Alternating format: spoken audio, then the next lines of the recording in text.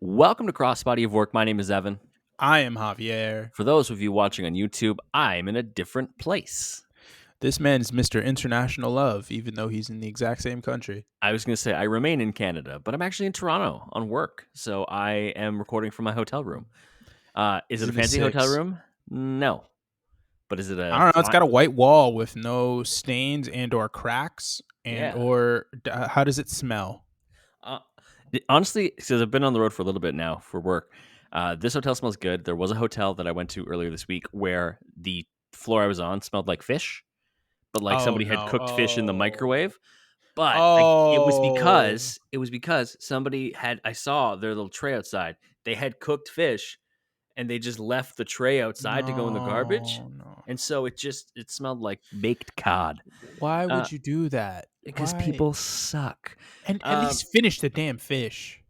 On this show, we cover a wrestler through 5 of their most important matches or 5 fun matches that we find on the internet. And this week, we are looking at an ECW, WCW, and WWE star, plus a little bit of TNA, a little bit of AEW. AAA, a little bit of AEW. We'll talk about that. Juventud Guerrera. Evan, what do you know about Juventud Guerrera? I know about the juice. So I was first introduced to Juvi when he was in WWE as part of the Mexicals. So Oh, that. that was probably like I had seen him before in WCW, but as I mentioned before on the podcast, we were not a WCW house. We didn't watch WCW that much. I specifically asked you the question this week because I figured you might know more about him than I did. So what I have done though is I have done extensive ECW rewatches. So I've seen Juvi in ECW before. He wasn't there long, Okay. and then Better than me. obviously if there's anything to go back and watch in certain WCW years, it's the cruiserweight division, and Juventud's been great in that. So there's stuff of him masked. There's stuff of him unmasked. Most of our matches that we're going to cover are him unmasked because that happens pretty early in his WCW run. But a very talented luchador. I know you only knew him from the Mexicals. Yeah, 100%. I only know him from the. I honestly, I know nothing about Hoovy with a mask on. Like I only know mask off Hoovy. So seeing him with the mask on, it was kind of like he looks a bit weird. One of the things is I love his mask. I think it's actually really cool. And it's one of the default masks they used to have in the create a wrestler modes in WWE games. Because there would be like the one that was Jushin Liger, the one that was Ray, the one that was like obviously like Kane and Mankind or whatever. But then there was a couple other ones where I'm like, I don't know who that is. And as I got older, I'm like, oh, that's Juventud Guerrera. And I think Psychosis's mask was in there. Like there were a couple Ultimo Dragons was in there. And I was like, okay, so you can make these guys specifically. I do like that they go out of the way to be like, look, we're not going to put them in the game.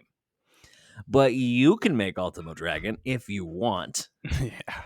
I will say a big thing with me and Juventud Guerrera is I always get him, Psychosis, and Ultimo Dragon confused. Yeah, I mean, all part of a very similar era, all very important, and all different kind of roots, but very intermingled. Like they did intertwine in terms of their careers, specifically Psychosis and Juventud, which we'll talk about in a bit. Yes, unfortunately. Yes. Before we dive in, if you aren't watching on YouTube, you should go check us out on YouTube. Hit subscribe. We're on the road to 100. We're currently at 80 subs. You should come and join us. Be part of that first 100. It would be very, very cool of you. We also have lots of extra content. If you want more wrestling content, it's all on there. We have our crossbody drafts. We have match breakdowns. We just did the gauntlet match that started Kofi Mania. That was very cool. We also have our mini-sodes, including one recently on Randy Savage. So we went back and revisited the career of Randy Savage. Lots to dive into. Yeah. At Crossbody of Work on YouTube. Also, wherever you're listening, if you are listening on podcast platforms, be sure to hit 5 stars, hit subscribe. Helps us out so much as we continue to grow on the road to WrestleMania. Whoa. Also, WrestleMania. if you're also a podcaster or a wrestling fan, you're going to WrestleMania and you want to meet up, DM us. Tell us that. We want wrestling friends. The boys. Because right now, my wrestling friends consist of one of my guys that I went to university with and Javier. I need more wrestling friends. So, and one of mine is one of the guys I went to high school with, and Evan. Yeah, that's kind of how it goes. We are small but mighty, but be our friends. Okay. Yes. Eat chicken tenders with us. I do love good chicken tenders. I literally had them for dinner. Early in his career, Juvi was a mainstay in AAA. That was kind of his home promotion. He had a very lengthy feud with Rey Mysterio Jr. when both were pretty young, where they traded the AAA welterweight title back and forth. They also had several tag matches where Guerrero would team with his father, Fuerza, and Rey would team with his uncle and trainer, Rey Mysterio Sr. So they're kind of like a generational tag beef, and I think that's very cool. He then made his debut in America by going to Extreme Championship Wrestling because he went there alongside Ray and Psicosis and Conan and La Parca. All these guys went to ECW, and that's where our first match takes place. It's ECW Extreme Bash, so big ass Extreme Bash, night 2, a 2 out of 3 falls match versus Rey Mysterio Jr. This slapped. This is so good. I He's love also like so young. Oh, let's see. This is 1996. Because spoiler alert, he's 22. The next match. What? If this is 96, he's 22. Yeah. But in the next match that we cover, the Chris Jericho match, spoiler alert, they say he's 21. They lie. I have a note about that. They are incorrect about his age. Damn. I know. You can't trust things you hear online. I was lied to. Who can you trust nowadays? Lucha Libre was so important to ECW being different than the rest of American wrestling, and then WCW just were like, just gonna steal that, just gonna take all of that from you. Paul, and we're also gonna put some white guys in there. Yeah, we're gonna mix it up. We've got Christopher Jericho and Dean Malenko. This is a great match. It starts with them spitting at each other. Like it's a blood feud. And then they just kind of like, so Hoovy spits on Ray. Ray doesn't even like sell it or anything. He just spits right back at Hoovy. And then they're just like, oh, well, guess it's time to wrestle. Guess it's even now. Is this your recommendation for the week? Ooh, no. Me neither. I think we're going to have the same one. Is it the next match? No. Oh, I really like the next match. I think it's fun. It's not. For me, it would be our, what is it? 4th match. Oh, of course it is. Of course you love that match. That doesn't surprise me at all. All right. 2 out of 3 falls match. So we have lots of action to get through. What was something that impressed you in this match? The inverted surfboard that Rey Mysterio put on. Yeah, it's really good. Like, he's on top. Rey Mysterio's putting a surfboard on, but he's on top doing the surfboard hold while Hoovy's just down against the mat. Like, fuck me, this kind of hurts probably. It's really good. I also on a Moodalock. This is like the most technical I've ever seen Rey Mysterio. That's what I was going to say too. Like, this is a certain side of Rey that we only really got in ECW and the first like year or so in WCW, where it's not just speed, it's absurd technical ability and power. And yeah, and especially against other small guys, Rey can bring the power like relative to his size. He's like Mighty Mouse, right? Honestly, part of the thing that I was kind of upset with in his match with Dom is that he didn't like flex a little bit of the strength, you know? Yeah. Like, I feel like that would have been the perfect match to do something like dad strength. You got to have the dad strength. Yeah, just like you're fucking up your kid. Just like power bomb him like your goddamn Wardlow, you know? Hoovy's got some great moves, but early on it's Rey. Rey does the up and over onto the apron, seated springboard moonsault to the outside by Mysterio, where he like hit the legs on the top rope and flip to the outside. A sunset flip off the top rope for a 2 count. Hoovy does a springboard, like I described as a front flip drop kick to Mysterio from the apron. No, that's exactly what I said. Yeah. Just a somersault drop kick, pretty much. And then a dragon suplex by Hoovy gets him fall 1. So that's fall 1. A lot of Rey. Nasty dragon suplex, too. It was a nasty dragon suplex. Then fall 2. Just the pace doesn't stop. Yeah, Rey does a tope con hilo over the ref to Hoovy. He does a couple of topes to the outside to Hoovy. Hits a power bomb for a near fall. Springboard moonsault for a near fall. Then he catches a Hoovy with a drop kick. Then he just grabs him, hits a doctor bomb, and 1, 2, 3 ties it up. It was really, really good. Couple of things. Doctor bomb too. The commentary team, it's Joey Styles, talks about how Rey could be a high jumper. Team, it's one guy. Ray could be a high jumper because the Olympics are coming up in Atlanta. But then he just goes, "You don't want to go to Atlanta." I'm like, "Ooh, WCW jab. I love that. That's fun." Spoilers: both of these men would go to Atlanta. Yes, like very soon. Also, so Hoovy does the springboard moonsault. Well, this is after the second fall. Juvi does drop kicks. He drop kicks Ray off the turnbuckle, hits a drop kick through the ropes, and then does a springboard moonsault into the crowd onto Ray. And we get a great shot of Hat Guy. The most famous fan in ECW history is right fucking there for the moonsault. Now, okay. It's into the crowd, yes, but also it's ECW, so the crowd's like 2 feet away. And Juvi moves the barricade too. He makes like there's this much room. There's like a half foot of room between the actual apron and the barricade. Yeah, like what are we doing here? After that, they fight into the crowd. So they're in the crowd. They fight into the parking lot. Yep. And the crowd, I guess they still had a hot mic around the ring because you could just hear the crowd like chanting super loud at the fact that these people are outside. Ray gets power bombed. Ray gets power bombed onto a sensible sedan, like a and family then car. sells it. He does. And then he hits a diving Hurricane Rana off the same sensible sedan. Also, why do you keep calling it sensible? It looked like a good family vehicle. You don't I need wonder anything whose car flashy. that is. I hope it's Paulie's, but I know it's Tommy Dreamer's. It's not Paulie's. It's I know. Absolutely not. Paulie's not driving a fucking sedan, brother. I know it's Tommy Dreamer's. He's like, God damn it, Paul. Why is it my car? I like to think that that's his, and then like Rhino's is just like one of those like buggies. Does like a Herbie fully loaded type of buggy. I feel like Rhino runs everywhere. I don't know why. I think it's because his name's just Rhino. With his arms out wide like this. Yep. Back into the ring, Ray tosses a chair at Juvi and it becomes a necklace for him because it just cracks over his head and hangs there. For the finish of the match, Juvi goes for a top rope razor's edge. Ray turns it into a super Frankensteiner and gets the 3 count. This match slaps. And then after the match, Ray does a sit-out powerbomb through a table. It's good because he had set a table up earlier and never used it. And he's like, well, I mean, I can't let it go to waste. Yeah, I cannot use this table. There was one spot we didn't talk about that I want to talk about for Juvi, and it's what sold me on him in match 1. He does a snap press fall away slam.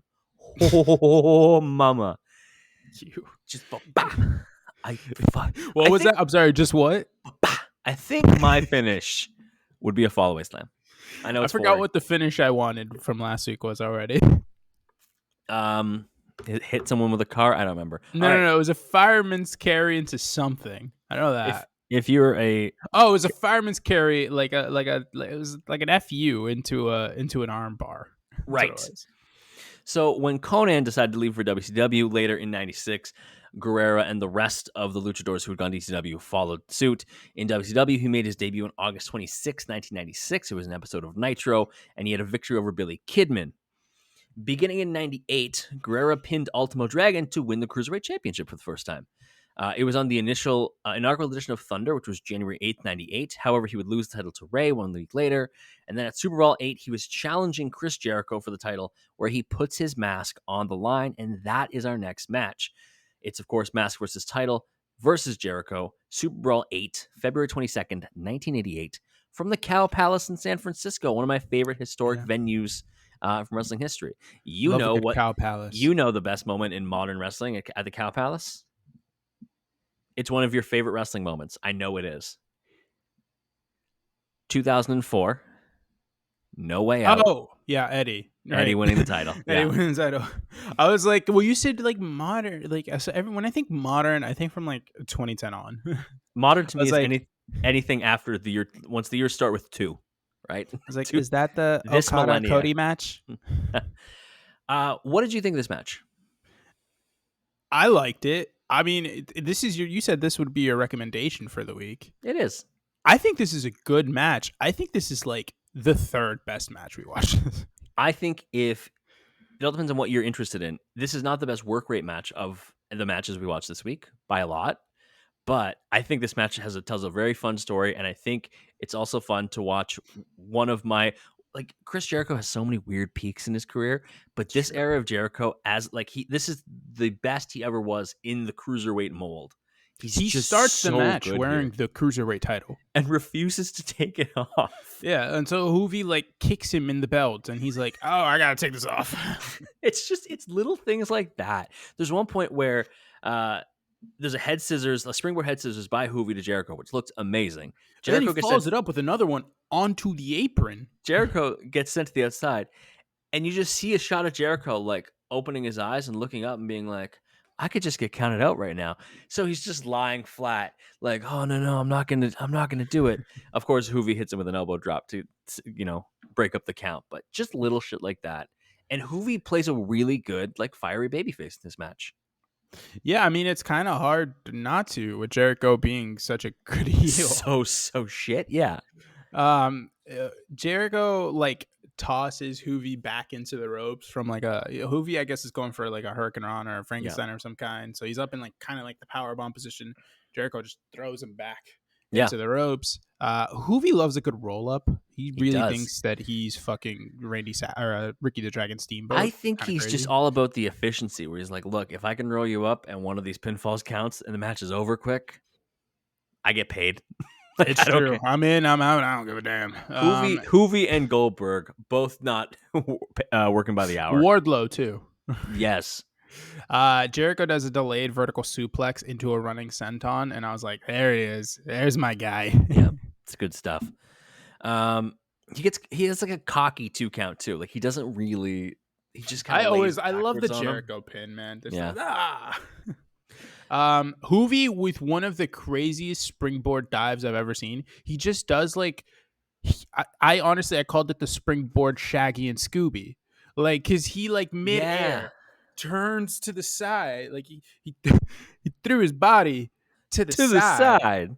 Like, cause he just like, so he jumps normal, like he's going like he's freaking like Rey Mysterio about to do like a seated senton or whatever. But instead he like turns his hips to the side and he just lands like you're just freaking like a husband carrying his partner out of their wedding. That's right, over the threshold. He then follows it up with a sit out like tombstone style move. Like, I don't know what he was going for. Hits a 450 and gets the pinfall. We hear the 3 count, but we see that Jericho got his foot on the ropes and the ref calls off the win, even though the bell has rung. I call foul. It's absolutely foul. I mean, what can you do? The hand was on the rope. I just don't like it. Hoovy turns a powerbomb into a DDT, which is a spot I always love. Yes. Lots of good stuff. A lot of pin reversals. Turns a double axe handle into an inverted atomic drop, which I really enjoyed. Jericho starts to get some power. He's missing the lion salt. They trade some more reversals, and then Jericho reverses a Frankensteiner attempt into a lion tamer, which is beautiful. And Hoovy has to tap and lose his mask. Hoovy gets called Quasi Juice, like Quasimodo. Like, that apparently happened for a while after this, which is. But he looks like a normal person. He's a nice looking kid. He literally just looks like a normal Mexican dude who's like 20 something. Yeah, he looks like a normal young Mexican guy. So I don't know what the hell Jericho's talking about, but what are we doing here? I don't know. I thought he looked great. Kind of an asshole. I thought he looked great with the mask. I thought the mask and the amount of hair, because Hoovy's got great hair. I thought that was a really cool, like. I need to know what product he puts in that bitch. Yeah, like he's the Troy Polamalu type hair, which is crazy. Straight up. And then, honestly, without the mask, he still looks fine.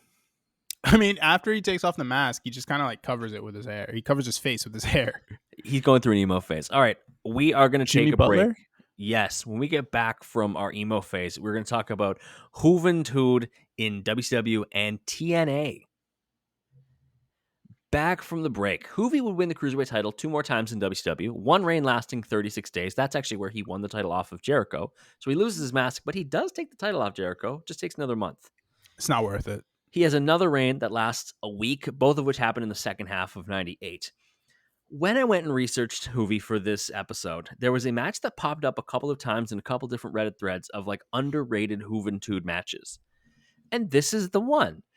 It's Juventud Guerrera versus Blitzkrieg, April 11th, 1999 at Spring Stampede. I don't know who Blitzkrieg is, but honestly, I kind of fucks with the name. I fuck with the name too. I have no idea who this man is. I think they fucked up making him look like one of those like fully covered luchadors. Yes. Because I think if he was just like some blonde dude with blue eyes, this would have like been crazy. He does look like a Pokemon evolution of a Power Ranger, which is something. But his real name is Jeremiah Ross, and he's the fabulous Blitzkrieg. He is from Southern California. And is he blonde? I did look this up. I do not know. But he cemented his retirement in 2004 at an event called Pro Wrestling War, where he gifted the gimmick and bestowed the gimmick on someone else, the Blitzkrieg gimmick. That someone else is Jack Evans. Wow. Jack Evans was Blitzkrieg and was called Blitzkrieg 2 for a short time, but then retired because he suffered an injury on a botched move. So he was Blitzkrieg 2 for just a Jack short amount of time. Evans? Jack Evans, like the Jack Evans we know from. Jack Evans he retired for a while? No, he retired the gimmick. He stopped being Blitzkrieg Oh. 2. He's like, no, I'm out. But like that doesn't okay, so you say he retired it because of an injury, but like Jack Evans never really wrestled any other way. He just was Jack Evans the whole time. He was apparently it was an injury from a botched move, and he decided he wasn't going to do that gimmick anymore. So, Yeah, I mean, listen, that's understandable. I too wouldn't want to be Blitzkrieg. I mean, it sounds fun to be Blitzkrieg. Again, if it was just like a blonde dude with blue eyes, it would have been perfect. What'd you think of this match? I liked it. I thought that this was fourth in the rankings for me. For sure. Behind my favorite and the Rey Mysterio match. But Yeah. I like the action here. I think this is a whole lot of like there's not many people in wrestling who can like one up Hoovie's like arsenal of moves. You know what I mean? Yeah. Like his bag goes deep. His bag goes Blitzkrieg deep. went like he went band for band with him. You know what I mean? For sure. Like, and this is also a common theme. You can almost chalk up in any of these matches and in lots of cruiserweight matches that the opening part will be either a technical like trade of arm bars and arm drags or whatever, or a fuckload of pinning attempts. And this one is the fuckload of pinning attempts. Yeah. It's kind of it's realistically both, is Hoovie going for a fuckload of pin attempts and Blitzkrieg going for a fuckload of holds. Yeah. Blitzkrieg's like arm bar. Saskatchewan like, arm bar. Roll up. Blitzkrieg's like the first big move is a gigantic tilt-a-whirl backbreaker by Blitzkrieg that Hoovie sells like he's been snapped in half by Bane. Well, he might have actually been snapped in half. It wasn't by Bane; it was by Blitzkrieg. But who sounds like a great villain. I mean, if you had told me Blitzkrieg was the name of the bad guy from Captain America, I probably would have believed you. Like the Red Skull? Yeah, like if you had told me Red Skull's name was Blitzkrieg, I would have believed you. Blitzkrieg, absolutely. And then like he puts on a Muda, like he does a Muda, like the springboard, their handspring back elbow into the corner. Hoovie rams Blitzkrieg's head into the turnbuckle 10 times because Blitzkrieg did the punches 10 times in the corner. Hoovie then follows it up with a springboard missile drop kick, which I love when people do the missile drop kicks that aren't like, regular drop kick types. Yeah. It's like kind of like the shotgun drop kicks. Yeah, where you take a back bump. Yeah, pretty much. Yeah. Those he are my also favorite. does a suicide tope to the outside, and this is where I wrote like the juice is loose. Like he is feeling it in this match. I do love the nickname the Juice. It's true. Listen, like I don't think anyone, the guy probably did did a very terrible thing, but O.J. Simpson being named O.J. Simpson and also having his nickname be the Juice is the craziest thing I've ever heard. I love it. Aside from the fact that he. So while we're on O.J. Simpson, I've never told this story on the podcast. I was at a party once in college, and I saw a guy that I knew, and he was like, "Hey man, how's it going?" And I was like, "Oh, good." He's like, somebody said, "Oh, he's got a new nickname," and I was like, "Oh, like what's your new nickname, man?" And I will say this man's name does not start with O or J, but he's like, "Call me OJ." And I was like, "Oh, like the Juice?" And he was like, "No, like the serial killer." And I was like, what? I don't know how to comprehend that. So I just left that conversation. I literally would have just been like, "Oh." I was like, "Did you know?" I'm not gonna name the guy. I'm like, "Do you know he wants to be called OJ now?" And somebody was like, oh, and one of my roommates was like the Juice. I was like, "Nope, not like the Juice, kinda, but kind of like the Juice." Also, I have done a little research on Blitzkrieg while we're talking. There is a fictional Marvel character named Blitzkrieg, but he was a superhero. Franz Mittelstadt was born in Backnang, Germany. He was inspecting an electrical power plant when a stray bolt of lightning struck a faulty generator and bathed him in electricity. When he emerged from his coma, he found he could summon lightning at will to wield as a weapon and decided to use his powers in the name of democracy. So he was just Shocker, but a good guy. Good guy Shocker. Yes. I'm assuming Blitzkrieg never showed up in any Spider-Man related things, because that would just kind of be weird. Because it doesn't make any sense for that, because there's the Shocker. There was some time where he was teleported away by the Grandmaster and fought on a team with Captain America, She-Hulk, Daredevil, Wolverine, and an Avengers team. But it wasn't in the event. This is weird. Marvel has too much stuff. Well, what do you want, man? It's been like 75 plus years of comic books. They got a lot going on. Like, Blitzkrieg hits a nice spin kick, and then he does a backflip off of Hoovie's chest in the corner, essentially like the Daniel Bryan dodge, but he does it off of Hoovie's tiny chest, and I feel bad. And then he hits a drop kick right after that. Yeah, it is really good. It's great. Blitzkrieg is cooking. So Hoovie puts on a surfboard at one point here, and Blitzkrieg gets out of it by doing an elbow drop. He literally just unhooks one of his arms, uses it to like move all of his momentum, and with the other arm, elbow drop. There's another awkward. So there's some springboards, of course. Hoovie sent to the outside after an armbar. A top rope springboard moonsault by Blitzkrieg to the outside. Hoovie hits a reverse DDT that he flips into beautifully for a 2 count. Blitzkrieg gets out of a suplex attempt off the top rope by just just dead weighting himself.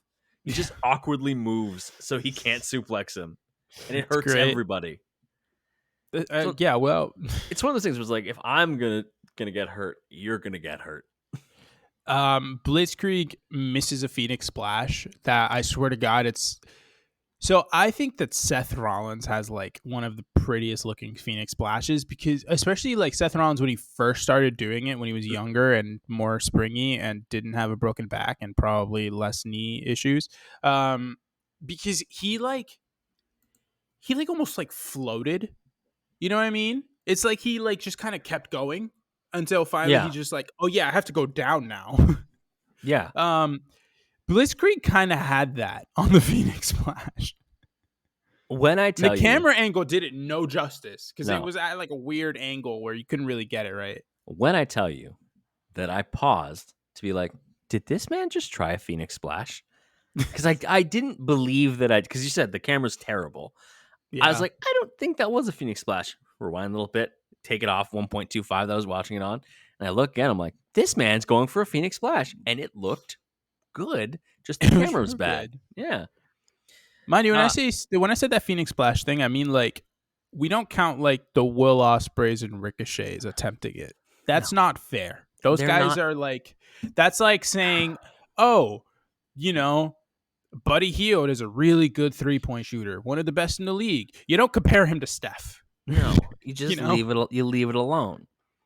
The finish for this match, bananas.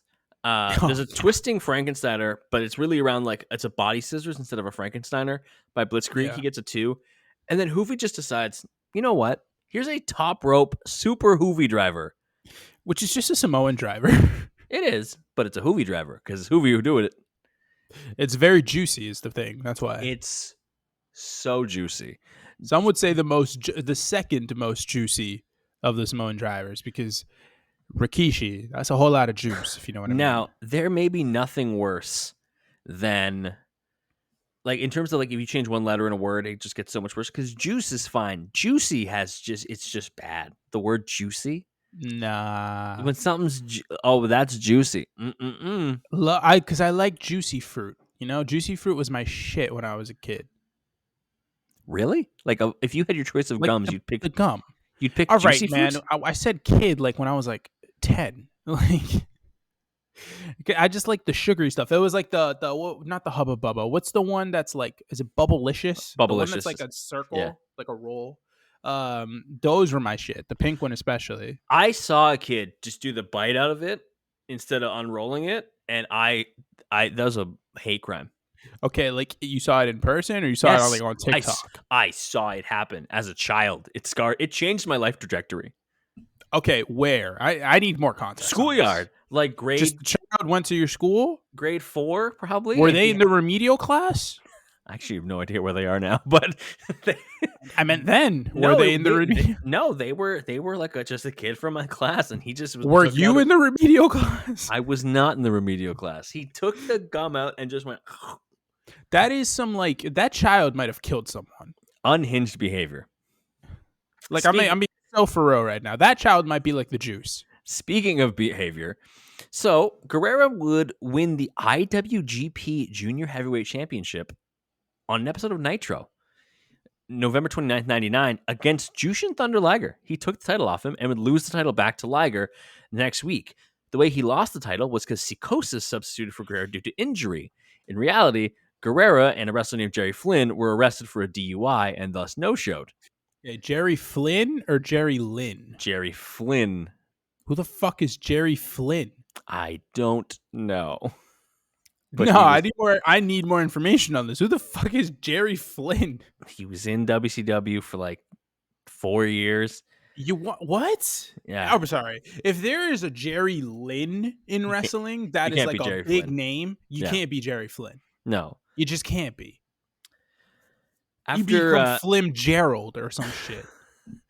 Hoovy would join the Filthy Animals. He was part of the formation of it with Billy Kidman and Conan and Rey Mysterio. In October 2000, during a WCW tour of Australia, the juice was loose.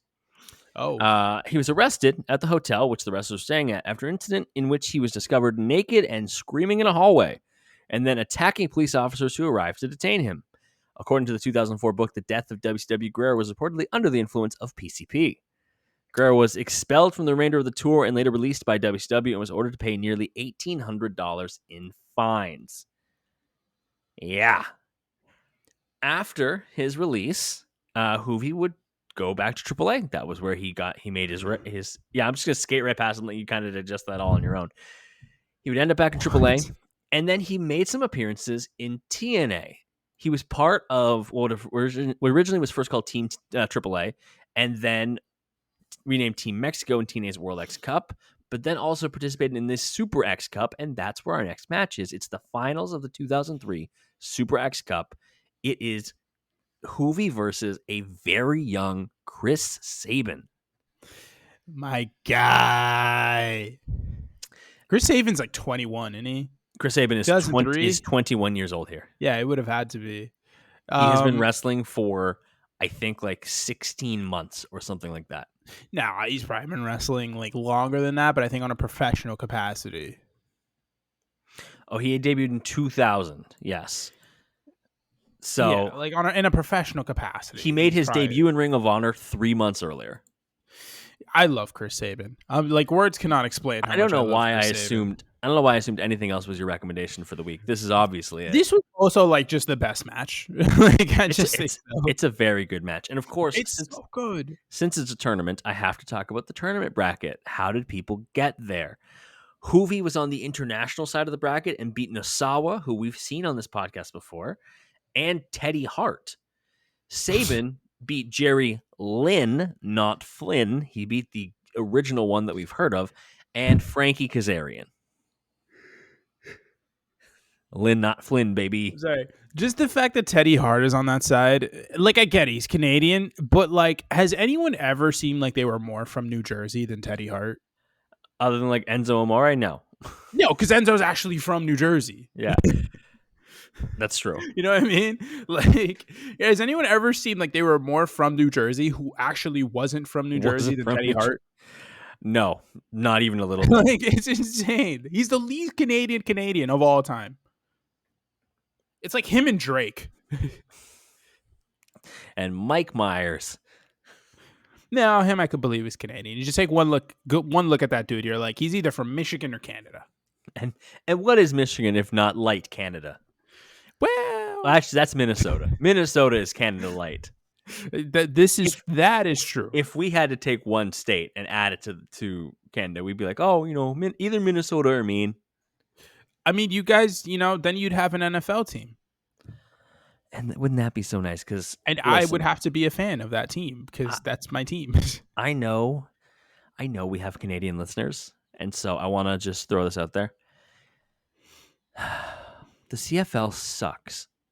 Well, no shit, No, no, Sherlock. no. You guys get But like you the don't. second-rate But you don't players. understand. Here's the thing: lots of the players who don't work out in the NFL also don't work out in the CFL because of the rule changes, which is wild.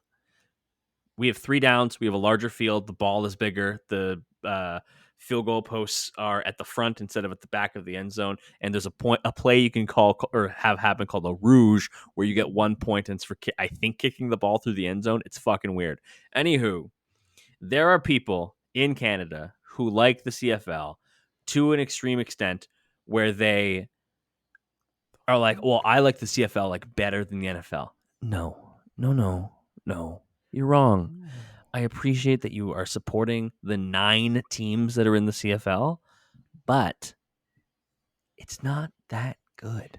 Here's the thing. Here's just this is where I end the argument. Which league has Patrick Mahomes and Tyreek Hill and Derrick Henry? I couple of famous people who did come to the CFL and bombed. Johnny Manziel was awful. It was Okay, but he was hilarious. awful fucking everywhere. The guy sucked in the XFL. Ricky Williams came after he got kicked out of the league for doing pot, and he was honestly not bad for a while. I mean, and then he went back and he was good again. But I'll shout out the people who made it from the CFL to the NFL who were really good. Warren Moon, Jeff Garcia, and Cameron Wake. Not Roman Reigns. Not Roman Reigns, though he did play in the CFL too. All right, this match is Eskimos. fantastic. They're the Elks now. This match is fantastic, and I always stand Frosted Tips Jeremy Borash, who is our ring announcer. He looks like I hate he looks three like things NSYNC. about this match. Okay, Three is things. One of them Jeremy Borash? It is Jeremy Borash. It's in my notes. I have that written down. Number 2 is that this is a 4-sided ring. I hate it. And I know we're still early in the TNA run. We're still in the NWA TNA days. Yeah. So I get that. But hurry up. And also, number 3 is why is Chris Sabin's hair like that? Don't like it. Give me the freaking the Karen / AJ Styles with the little curl to it hairstyle. Freaking Chris Sabin. That's the Chris Sabin that I know. That's the one that I love. Give me what I want. So tons of the same moves. They do the exact same moves to each other like 5 straight times. So at the same early time. on, Sabin offers a hand, but actually slaps Hoovy. Then they do a mirror spot where both men drop down. Then they do drop kicks. They mirror each other purposely. Sabin offers another handshake. Hoovy just flips him off, ducks a clothesline, and gets the early advantage with a spin kick and a tilt-a-whirl head scissors. Very good stuff. He's so fast, Juventud. He's so absurdly fast, and you only notice it when he's with someone like, because Ray's fast, obviously. You noticed it in the Jericho match. Blitzkrieg was keeping up with him, but then Sabin too is like, you can just see there's just levels to this, and Hoovy's just a next gear. I will say Sabin is like fast, but Sabin is more like athletically. Sabin's more like in that like Frankie Kazarian level where they're fast, but they're like a white person. You know what I mean? Like they're not like a freak. like Will Ospreay's a freak. He's a 101. You know what I'm saying? Seth Rollins is like half Hispanic, I think. So he doesn't count either.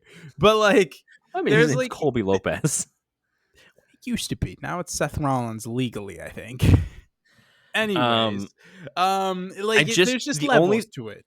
As you're saying this, I'm just having like white NBA players come by my, like, it's like Austin Reeves and Pat Alex Connaughton Caruso. Pat Connaughton. He's the best you've got, but he doesn't count because he's like the John Elway of basketball. Best you've got, lumping me in with the white NBA players like I'm anywhere near them. I love that. Name a Portuguese basketball player, man. What do you want me to tell you here? Not Brazilian. We don't count the Brazilian. I was about to say Leandro Barbosa. No, you don't get Fab Melo, okay? You get Portuguese and Portuguese only. Anyways, Hoovy does a plancha. He has a slingshot elbow drop for a near fall. Hoovy went to like roll into a pin, but Sabin just absolutely crushes him with a German suplex for a near fall. Juvi does a basement drop kick for a near fall. There's a lot of near falls in this match. Juventud Guerrera loves to do a move and then immediately go for a pin after. It's true. Nemius Keita from the Kings. Who? Exactly. That's the best. What is it? Nemias Keita. Queta. Never heard of this person. He is. Mind you, I follow basketball religiously. Never heard of this person. Is he currently on the Kings? He's currently on the Kings. Never heard of this dude. No. You know where he is now? The Boston Celtics. Nina Skata? Nemias, Neemias Keita. Oh, yeah. Okay, I know this dude. Yeah. I just could not understand what the fuck you were saying. Yeah, he signed with us like 2 weeks ago, I think. Yeah. He's the only Portuguese player to ever make it to the NBA. That is insane. We're too busy playing soccer, man. And by we, I mean people more athletic than me. Juvi rolls through a roll-up and hits a flat-back dropkick right to Sabin's face. This is right after Sabin hits a release German suplex that I thought killed Juvi. Yeah. Tons of pin counters and senior referee Rudy Charles keeping up with them all. I like Rudy Charles. Rudy Charles. I like him. That's my guy. I like Rudy. Both men fall over trying to stand from being exhausted and probably dizzy because they were doing. They're dizzy. No, they're legit dizzy. They're just countering everything for a stretch there. Until Juvi hits a bulldog off of a counter. It kind of looks like it's like the Dudley dog bulldog. Yeah, it's a wheelbarrow into a bulldog. Yeah, that. He does a springboard. Go ahead. This is where I want to talk about something because I was like, wow, the pins per minute in this match is crazy. Like, I know. What do you think the average pins per minute in like a match is? Like a normal match? Yeah. Like I would say per match there's like 6 to 7 pins. And like, average TV match, what? 11 minutes? It depends on the company, but yeah. Somewhere between 8 and like 12. This is where I wrote this down because I think this is good. Why is there not like advanced statistics in wrestling? Like, why is there not a PFF for wrestling? I want to launch that. I want PFF statistics in wrestling. Do you know how much tape you have to crunch from every single company in order to get that down? Do you know how many weird wrestling fans, shout out to all of you, watch like hours of wrestling every week and would be happy? But no. This isn't something that you could just recite from memory. You got to go in there, and I need to know unequivocally that this match has 8 fucking pins in the first 10 minutes of it. Therefore, like, oh, we've got a rate of 8 pins per 10 minutes. That's like a fucking 0.8 goddamn pin. And then their strike rates and their grapple success rate and things like that. I picked a random match or a random episode of Raw at random, and so like, hey, your job today is to go and watch the October 29th, 2007 episode of Raw. You tell me what the pins per minute are in Hornswoggle versus Jonathan Coachman. Let me tell you something. Akira Tozawa is going to have the worst advanced stats of any wrestler in the world. Oh, I hate it. Anyways, PFF for wrestling. I'm in. I'm on it. My man's creating things on the fly. Yeah. I'm an ideas guy. Juvi hits a springboard missile dropkick, does a kip up. Sabin at one point does a crazy move that's like a dominator. He starts off with like the dominator position, and then he turns it into an STO. And that's what it looked like, at least there. On the replay, it kind of looked like a Stormbreaker, like the Will Ospreay Stormbreaker, except he didn't hook the arms. He just had him in the dominator position. But speaking of hooked arms, Juvi hits a bunch of chops and then a double underhook, and I'm putting this in heavy quotations, bomb, where he drops Sabin. Oh, brother, that's a Tiger Driver 91. What? That's a Tiger Driver 91.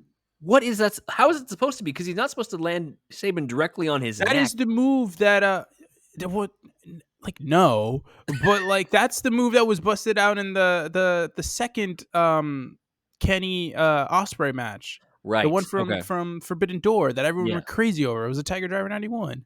Now, Okay, cool Japanese tape trader Javier. He fucking almost kills a man. Well, yeah, that's why no one does the fucking move. It's like the most unsafe move in wrestling. And so that's why my frame of reference wasn't, oh, he's going for the Tiger Driver 91, obviously. Instead, it looks like he's trying to do a Tiger By the way, Driver and butchers it. The fact that the fucking Tiger Driver 91 did not end this match is insane to me. No, instead, Sabin hits a massive DDT.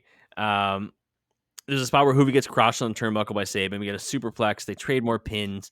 Hoovy hits the Hoovy Driver, goes for the 450, nails it, but then Sabin gets a foot on the ropes. This is truly the downfall of the 450, is you have to be so close to the ropes to do the 450 effectively that they could just put their feet up there. It's the way to beat the 450.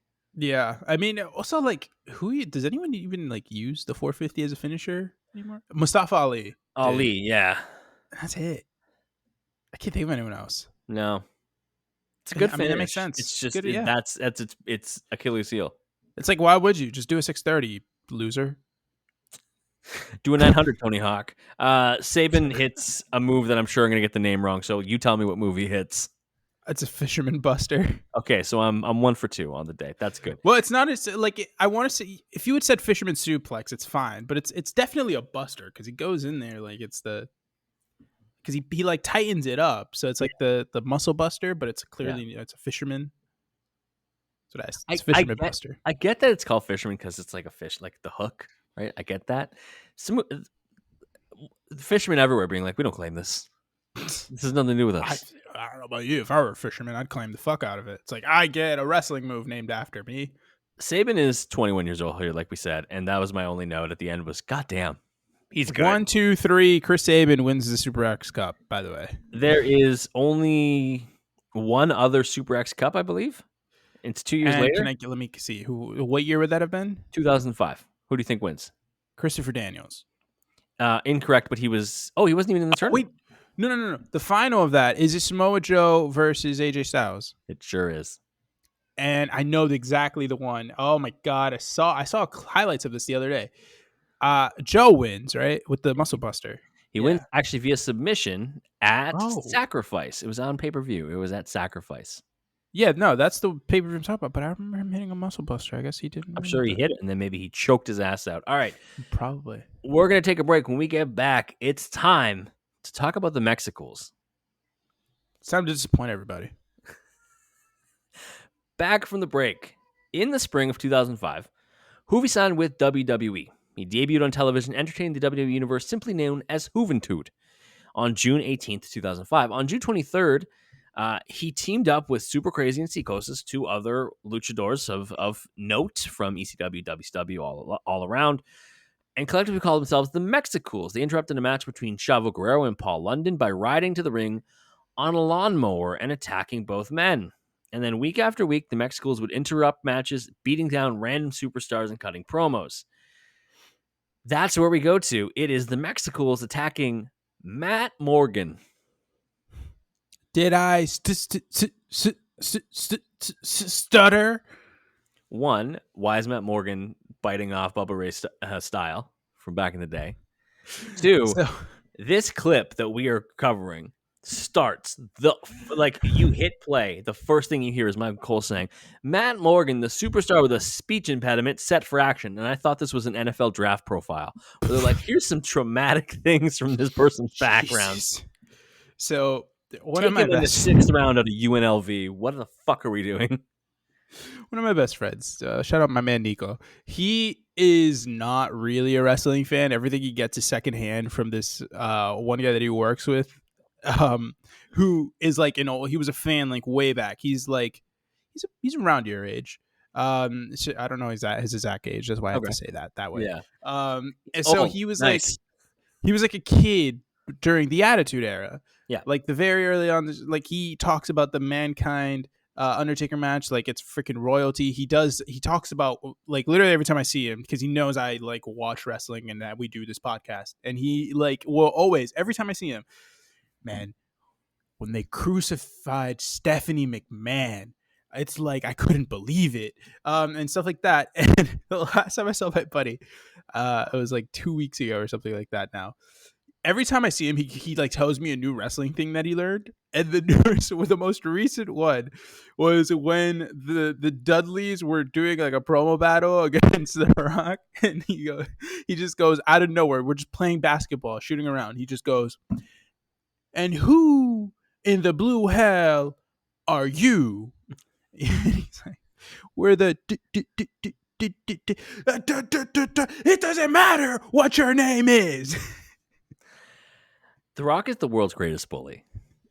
Really, truly. The amount of people that have probably had their lives destroyed from secondhand influence of The Rock is crazy. Matt Morgan is facing off against a wrestler acquired in a post-draft day trade. I did love when they treated it like it was actual like brands and trades and shit like that. And it's William Regal. And Regal is interrupted by Psychosis, Super Crazy, and Hoovy. The next school's in their pimped out lawnmower. They jump Morgan and hit him with a rake. Regal comically dips the scene. Comically. But also he stays to watch for a while. Yeah, he like goes up and he like half climbs the barricade. He's just like kind of sitting on it. Like, what's going on over there? Just like what the exactly what mind you, exactly what I would do in this situation. Hoovy in the ring hits a tornado DDT, kips up. Psychosis goes up top for a diving leg drop that does not look very good. Super Crazy hits a moonsault that looks pretty good. Yeah. Okay. Another question I have. Super Crazy. I literally only know Super Crazy from the Mexicals. Like, I know nothing about him. Was he in WCW? No, he was in ECW and then went to the independent circuit and then came to WWE. So he was I just want to confirm. And he never had a mask because I remember him. No. We've covered him, I think, in 1 or 2 matches from other ECW people. Yeah. No mask. He was in the Steve Corino episode.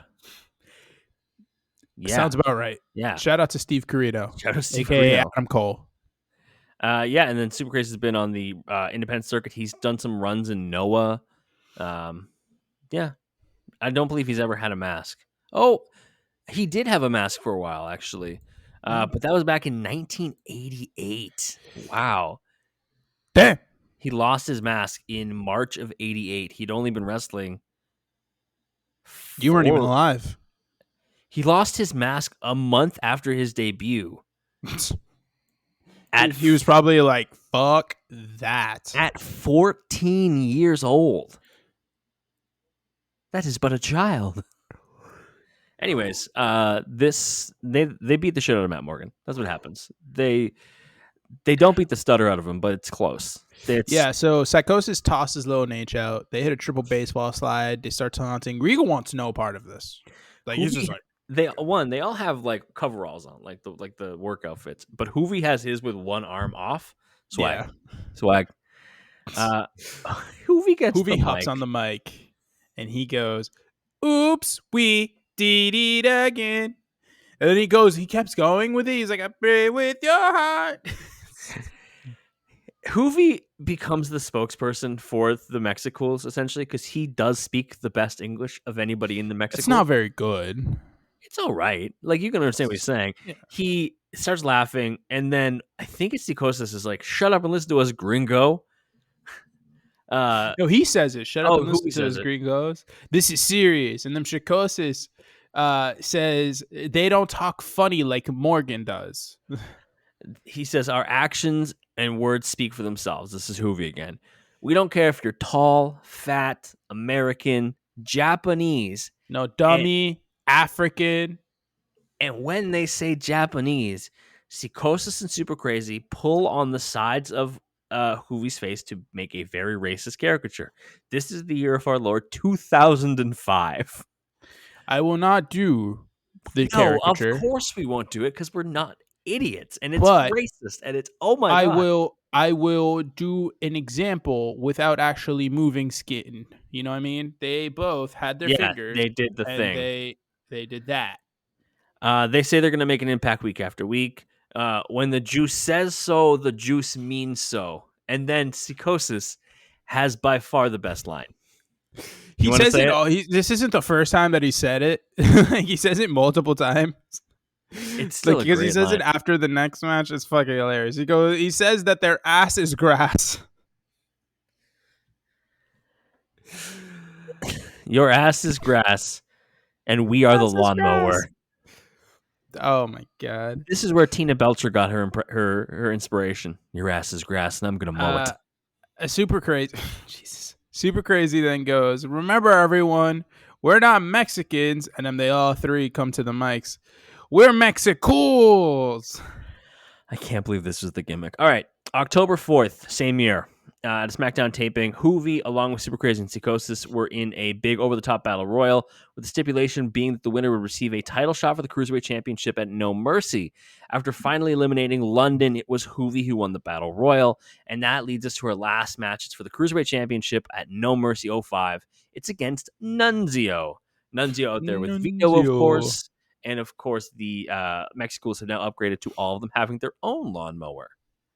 Yeah, they got a little more money. Maybe they sold the original one. Were able to get 3 different ones, but smaller.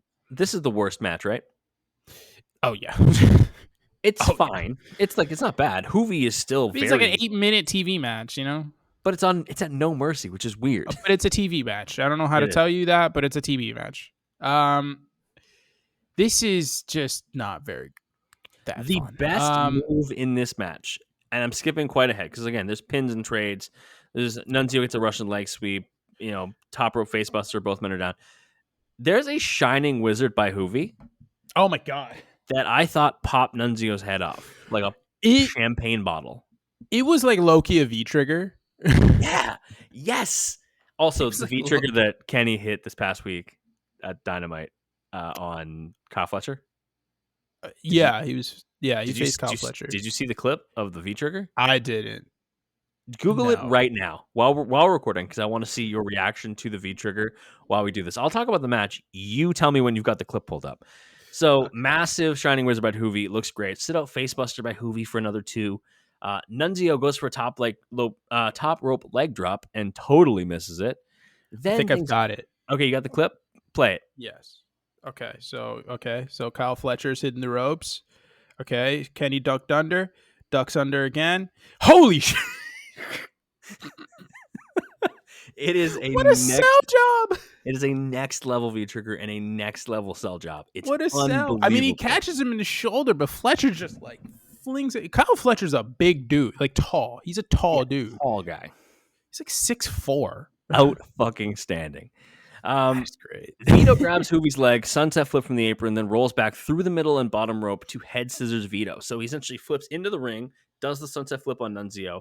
While he's on his stomach, just pushes himself backwards to head scissors Vito out or off the on the ground there. Yeah. Outstanding body control stuff from Hoovy. Yes. We kind of get the finish like almost after that. Yeah. Nunzio counters a flying crossbody from Hoovy into a pin for a near fall, and then like almost immediately Hoovy hits a Hoovy driver for the win. It's good. It's good stuff. After the match, he gets on the mic. He tells everyone. He says that he told everyone. He said that here is the real Mexican champion. I'm not sure if Rey Mysterio was champion at the time, but if he was, shots fired. Wouldn't he have been 2005? That sounds. Is this 2005? This is 2005. No Mercy. Oh no, Ray was 2006. Yeah. We're off by a year. He says when the Juice says something, the Juice does it. Juice is a man of his word. Yes, says he's a man of my word. Says he's a man of his word, man. He's a man of his word. Hoovy would lose the title back to Nunzio at a live event in Italy, which I think is a fun fact. He would win the title again November 25th on an episode of SmackDown from England and lose the title on December 18th at Armageddon to Kid Cash. So those were his 5 Cruiserweight title reigns. Not a lot of actual time with the belt, but consistently in the title picture. Like he was always around the title, which I think is worth something, I do want to see in terms of cumulative days, where does he rank? I assume it's not very high. Juventud is 12th in terms of cumulative days, but is 4th in terms of reigns. Really? Yeah, so with 5 reigns, he is 4th. Can you guess the 3 people ahead of him? No. What is it like? Like how many times they held it? There's one person with 6, one with 7, one with 8. Spike Dudley, one of them? Spike Dudley is not, but I feel like Spike Dudley has a lot of combined days because Um, he had a long. This Hurricane / Gregory Holmes. no. Chavo. Chavo is 3. Billy Kidman is 2. Ray is 1. Oh, Ray won that shit 7 times. 8. Ray won it 8 times between the two Ray companies. lost that shit 8 times, I guess. In terms of combined days, Helms is first with 532. Now, Well, yeah, because he held it for so goddamn long.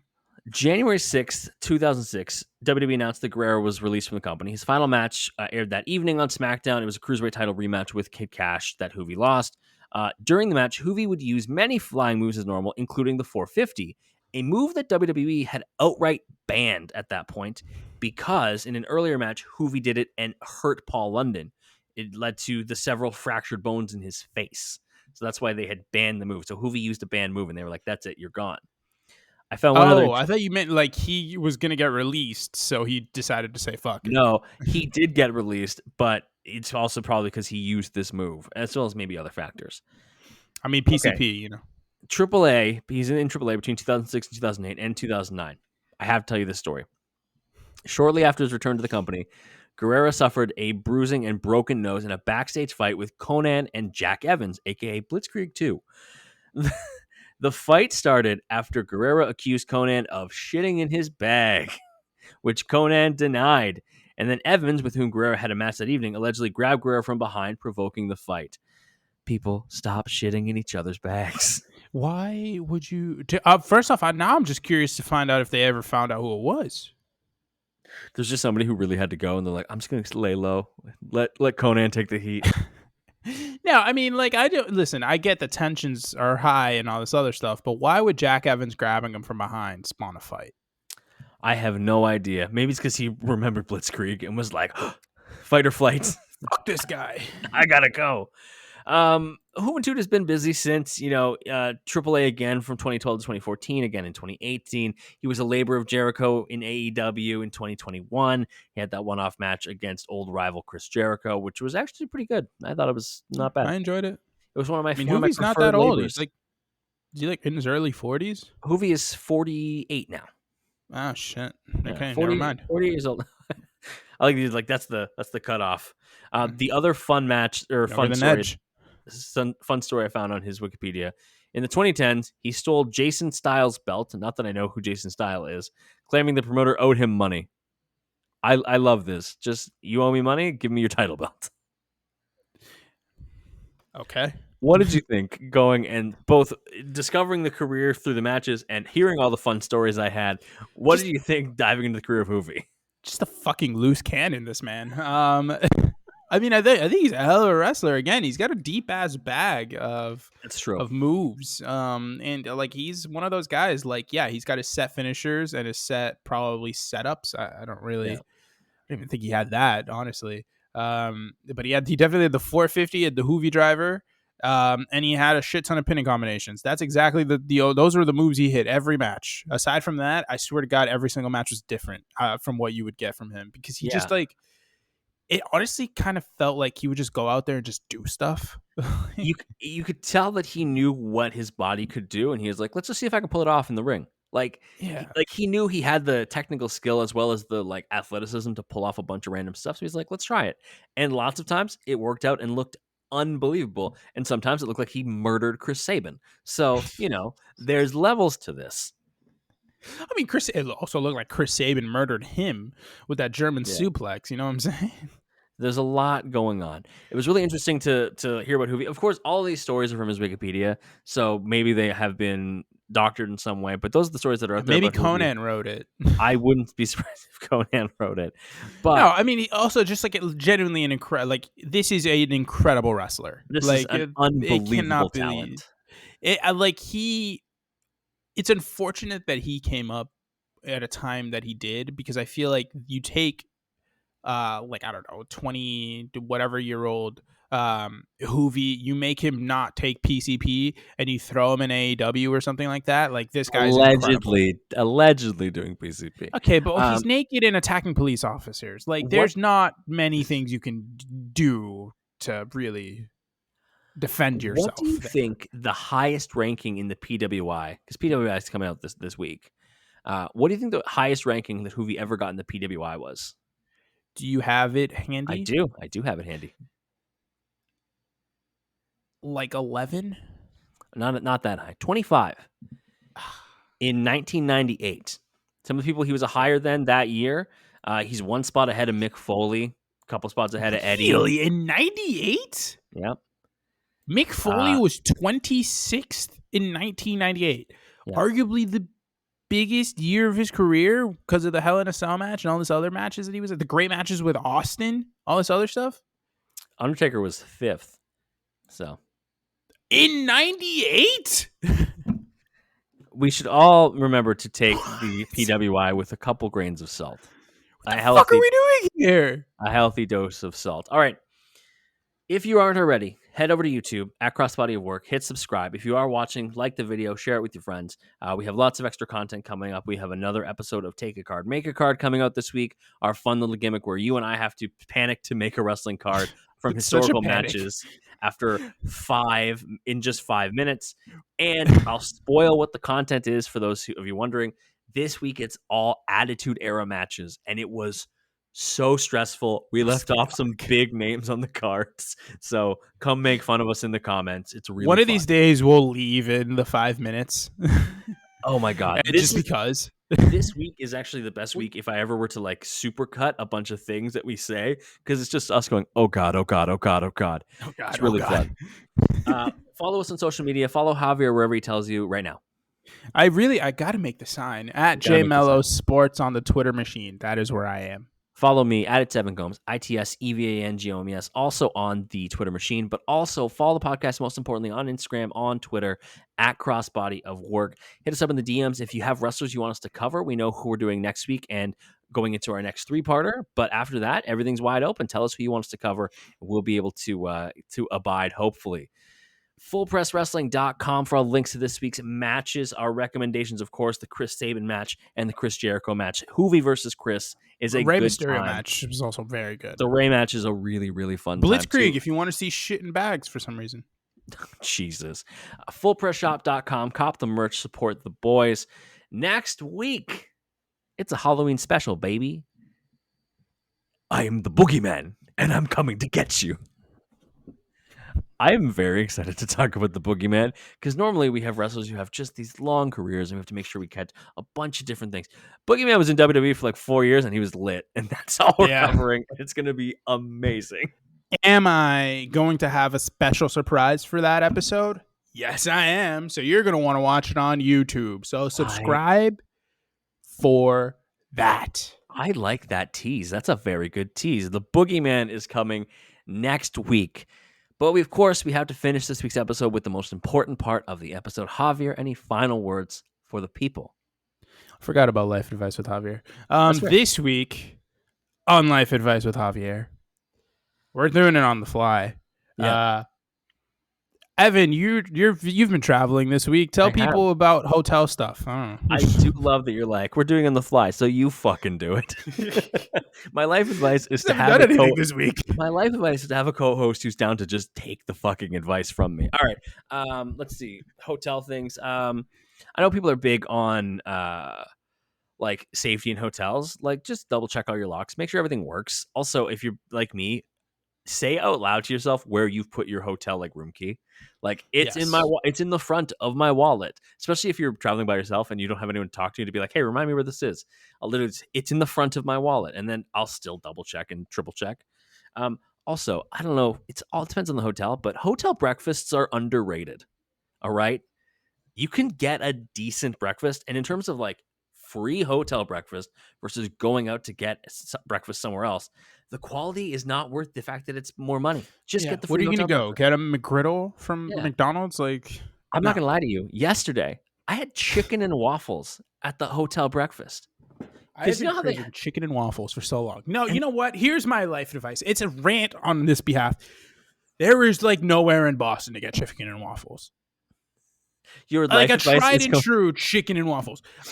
If anybody here is from Massachusetts, specifically the Boston area, and is listening to this, I need you to start a petition, because I'm not going to. Start a petition for more chicken and waffle spot. Matter of fact, I want a place in Boston. Boston.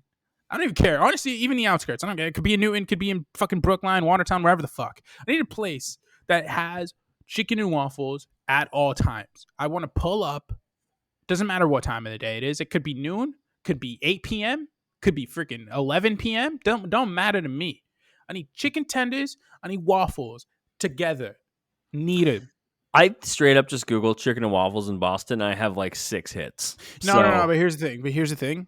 Is every single one of them is like a gimmick. Like you go to the Friendliest Toast, you want the chicken and waffles. They've got this weird Chipotle thing. It's like the freaking things are like tiny little triangles. The waffles, you get like 2 of them. Based on what like I see, chicken is like cut in half. Based on what I see, I'm thinking Maxine's on St. James. Maxine's on St. James? Yeah, that's what it's called. It's on Dudley Street in Boston. Oh, you do not want to go there. Well, it looks like the best chicken and waffles. That's all I'm gonna say. Thank you so much. There's like IHOP, obviously, but come on. Thank you. Oh no, wait! I also have a hotel etiquette thing. Are you serious? Blanket? Yes, the blanket. Okay. So the they usually like they give you a top sheet and they give you like a big comforter. I always turn it inside out. Like I turn it around. I don't trust that they've cleaned it properly. So I want the side that I know people haven't slept on. That's fair. I'm now looking at the beds that I've already slept in, and you know what? I already made my bed, and I'm gonna lay in it literally right now as I edit these episodes. All right, we're out of here. Thank you so much for joining us. We're back next week to talk about the Boogeyman. We will see you then. Hooga!